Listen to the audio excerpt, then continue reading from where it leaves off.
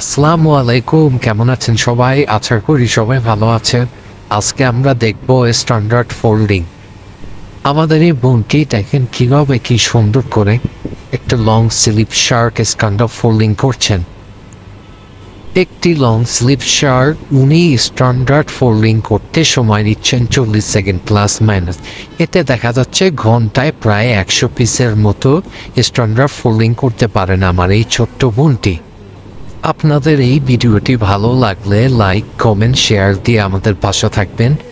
আপনাদের সবার ভালোবাসা নিয়ে আমরা অনেক দূরে এগিয়ে যেতে চাই।